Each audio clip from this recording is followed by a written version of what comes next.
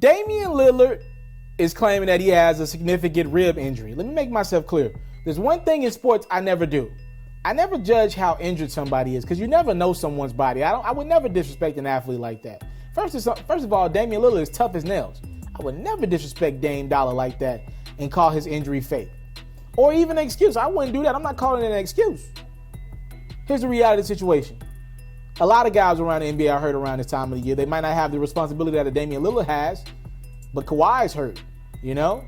Kevin Durant is out right now. Dame doesn't have that luxury, but trust me, there are guys all around the league that are banged up right now. Steph Curry's got a dislocated finger.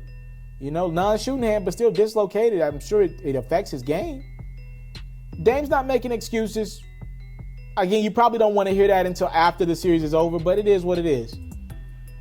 See, more than Damian Lillard's rib injury, and by the way, I noticed this before Damian Lillard made the announcement that he does have a rib injury. You could tell he's settling for too many jumpers. It makes sense that he has a rib injury or something like that that's hampering him from getting to the rack because he's taking entirely too many damn jumpers.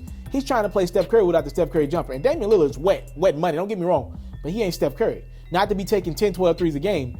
It's entirely too much. He's selling too many possessions because he's not his best version of himself.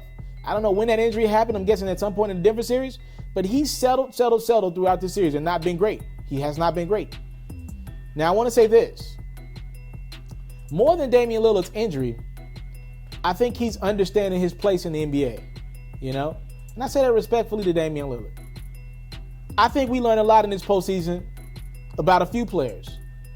Probably the most I learned was about Damian Lillard, though, as he razzle-dazzled and destroyed Russell Westbrook in game, 3 or 4 games of that very quick 5-game series, as he hit that game-winning three-pointer to say goodbye to the Oklahoma City Thunder. I now know Damian Lillard, as a leader of a team, compared to Russell Westbrook as a leader of his team, Dame's better. I know that now. The gap between Damian Lillard and Russell Westbrook to me wasn't that close. You know, if Russ and Dame went one-on-one, of course, I expect the stronger Russell Westbrook to win. But they don't go one-on-one. They don't get paid to go one-on-one. They're on teams.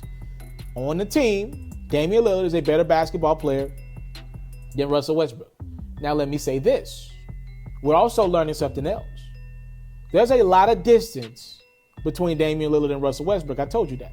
But there's also a lot of distance between Damian Lillard and Steph Curry. There is no Kevin Durant, ladies and gentlemen. And Damian Lillard, and to give him credit, he is trying to guard Steph Curry, and Steph ain't guarding him every possession. But I'm no longer calling out Steph Curry for that. If your head coach, salute to Terry Stotts, if he's not smart enough to get Damian Lillard a break defensively, that's his fault. If Dame can't go to the coach and say, yo, I probably need to be guarding Iguodala or someone else so I can get a break, that's Dame's fault. That's not smart basketball. I'm not going to call out Steph Curry because his coach, Steve Kerr, is smart and been there, done that, and is playing a smarter game than the long-term game. I'm not giving Steph Curry the blame for that. What I'm watching Steph Curry do is show he's a much better shooter than Damian Lillard. Again, Damian Lillard is a phenomenal shooter. You put him in the gym right now, he'd probably make 97 out of 100 threes wide open. But he's not wide open. He's getting pressured, double teams, all that great stuff. And he's not handling it to the best right now. He's getting trapped. It's affecting Dame's play. Steph Curry is pretty decent handling traps, double teams, knowing where his guys are going to be at or supposed to be at on a basketball court, right? This is the brilliance of a Steph Curry. More than anything, Damian Lillard is, in one way, he's showing like, yo, I am of that elite class, because to me it was clear that he's better than Russell Westbrook. But he's also getting humbled a little bit in the conference finals. He's learning, okay, I might be better than Russ, but there's some distance to go between me and Steph Curry. From the jumper, the in and out move, Steph Curry even getting to the rim right now. And again, I don't know how much Damian Lillard's broken ribs are impacting that, but even going to the rack, we're seeing literally Steph Curry is in a league of his own right now as a point guard. He is not just a shooter, ladies and gentlemen. And I know when you think point guard, you think assist. No, Steph Curry is not the high volume assist getter. But boy, is he lighting up from that point guard spot. I'm just going right at Dame one-on-one and giving Damian Lillard fits right now. Overrated? No. Underrated? No. Right where he should be, right in the middle between Russell Westbrook and Steph Curry? Yeah, that's where Damian Lillard should be right now until he proves us otherwise. I came from nothing. but I want everything God has for me.